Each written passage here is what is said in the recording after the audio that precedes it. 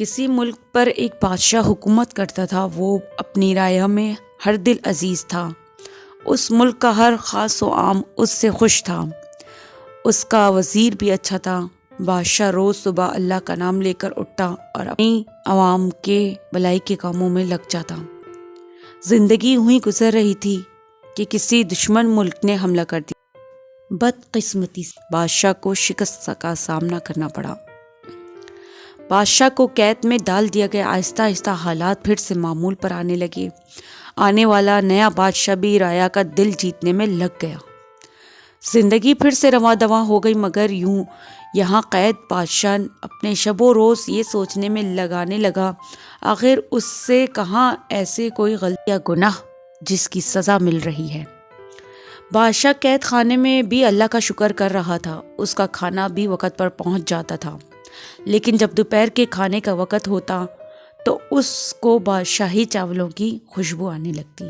وہ سوچتا شاید آج اس کے لیے شاہی کھانا آنے والا ہے، مگر کھانا آتا تو وہی قیدیوں والا۔ وہ سمجھ نہیں پاتا تھا کہ آخر یہ خوشبو کہاں سے آتی ہے۔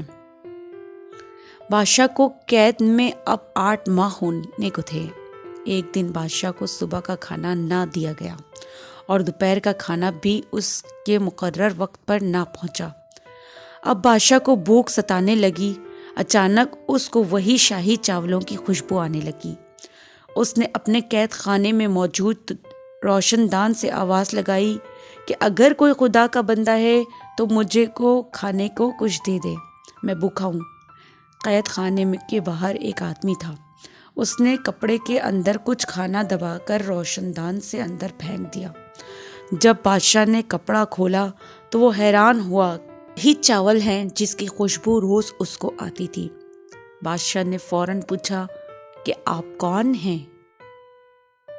دیوار کے اس پار سے آواز آئی، میں ایک فقیر ہوں اور روز بھیک مانگنے کے لیے یہاں بیٹھ جاتا ہوں۔ یہ سن کر بادشاہ کو مزید حیرانی ہوئی، کیونکہ شاہی چاول ایک فقیر کے پاس کیوں کر ہو سکتے ہیں؟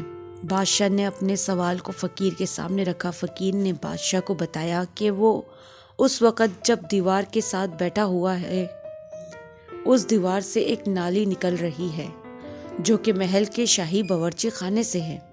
وہ روز صبح جب یہاں آتا ہے تو اس نالی کے آگے ایک کپڑا باندھ دیتا ہے، جس کی وجہ سے بہہ کر آنے والا کھانا اور چاول اس کپڑے میں رہ جاتا ہے اور پانی آگے چلا جاتا ہے۔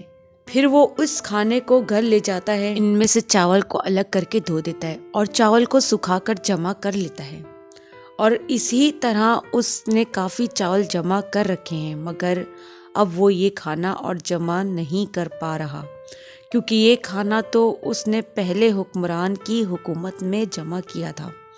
اس فقیر نے نہایت افسوس کے ساتھ بتایا، شاید اب کا بادشاہ اپنے ملازمین کو کھانا پھینکنے نہیں دیتا۔ یہ سنتے ہی بادشاہ سمجھ گیا کہ آخر اس کو کس گناہ کی سزا ملی ہے۔ فقیر جب اپنی بات کہہ چکا تو اس نے بادشاہ سے پوچھا کہ وہ کون ہے اور قید خانے میں کیوں کر ہے؟ بادشاہ نے اشک بار ہو کر جواب دیا کہ وہ ایک بد نصیب بادشاہ تھا اور وہ اس وقت اپنے اللہ کی نعمت کو ضائع کرنے کی سزا کاٹ رہا ہے۔ اس لیے انسان کو اللہ تعالیٰ کی عطا کی گئی نعمت کو اعتدال کے ساتھ استعمال کرنا چاہیے اور ہر وقت اللہ کا شکر ادا کرتے رہنا چاہیے۔ اللہ تعالیٰ اپنی نعمتوں سے نوازتا ہے۔ کہانی پسند آئے تو پلیز چینل کو سبسکرائب کر